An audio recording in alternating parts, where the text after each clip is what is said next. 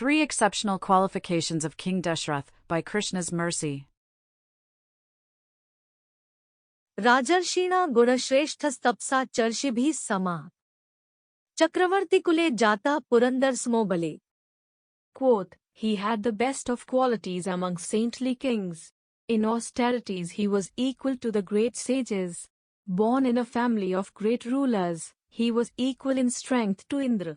Hanuman, Valmiki Ramayana, Sundara Kand, 31.3. For those living within Vedic culture or something with a link to the original tradition, there is a general familiarity with the Ramayana. This is the Sanskrit work of epic length, composed by Maharishi Valmiki. In more recent times, a version of that work composed in a Hindi dialect has become so revered that it is often also referred to as the Ramayana.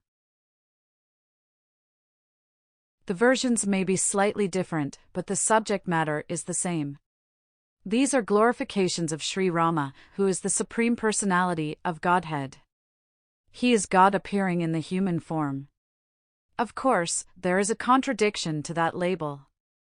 God can never be mortal. He can never be subject to ordinary birth and death. His activities are always divyam or transcendental. जन्म कर्म च मे दिव्यम एवं यो वेत्ति तत्वता त्यक्त्वा देहम पुनर्जन्म नैति माम एति सोऽर्जुन.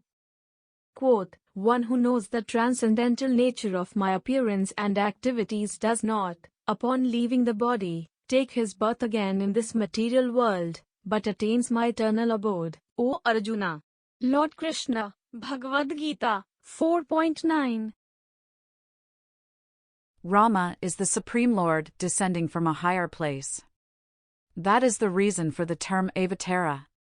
God does not assume a human form, he merely gives the appearance as such. The activities are then exemplary. The standard is set for other pious men to follow. There is both explicit instruction and guidance through difficulties endured and tough decisions made. Those closely associated with Rama are like beautiful ornaments to his wonderful life sketch. If Vishnu is going to appear on earth, he will not choose participants at random. For instance, the parents must be of a certain stature. If not in the social sense, but then at least based on qualities, they are exceptional. We see that this is definitely the case with Maharaj Dasharatha. He is the king of Ayodhya at the scene of Rama's appearance. His qualities are extraordinary, and from Sri Hanuman we get a wonderful summary version through comparisons to well-known points of reference. 1. The best qualities among saintly kings. The Sanskrit word for a saintly king is Rajarshi. This is a Raja who is also like a Rishi. In the sense of external activity, of status in society, of direction of interest, the two are opposite. The king is firmly entrenched in material life.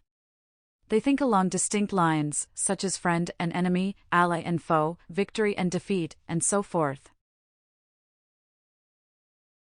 The Rishi is a saintly person, which means they try not to see distinctions.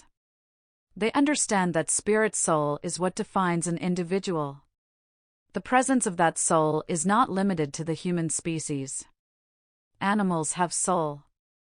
It would be more accurate to say that animals are spirit soul. The same applies to plant life. From the tiny ant to the revered creator, Lord Brahma, spirit soul is the basis for identity.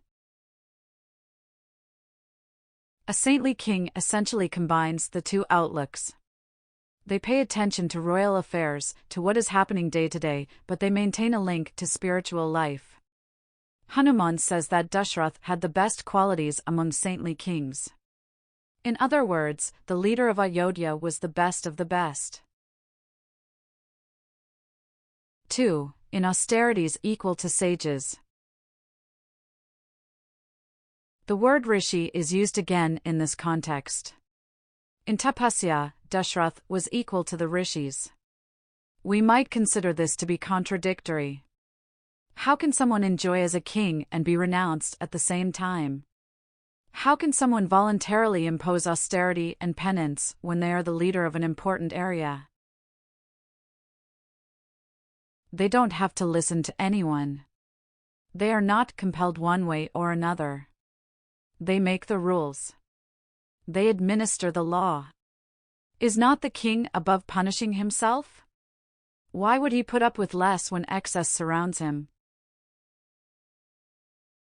In this way, we see that tapasya is for a higher purpose. Rishis are known for tapasya because it helps in attaining their goal of self-realization.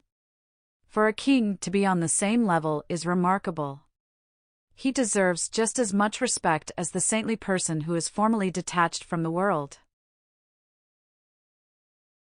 3. Equal in strength to Indra. We have a saintly king who is equal in tapasya to the rishis. That is fine. It makes sense that someone would choose that direction in life, being tied to dharma and everything. But how will people be protected? A rishi is not expected to defend against enemies. They actually have no enemies. The concept of Ajatashatrava applies to them. Hanuman says that Dasharatha had strength equal to that of Indra. If I were to win the world's strongest man competition, I might get puffed up. I might decide to assert my dominance over the rest of the world. After all, how will they fight back? What are they going to be able to say? I might take pleasure in watching them squirm. Dasharatha combined his great strength with his saintly qualities. This rare combination of qualities found in a single person was unique, and so it is no surprise that Sri Rama appeared as that king's first son. Rama was everything to Dasharatha, so much so that the saintly king kept that son in mind when departing for the next world. In closing, when for next world leaving, highest benefit receiving, because son kept in mind, king of best qualities to find, with tapasya of rishi's length, like king of heaven in strength, renounced but attention to duty paid, in his house that Vishnu stayed.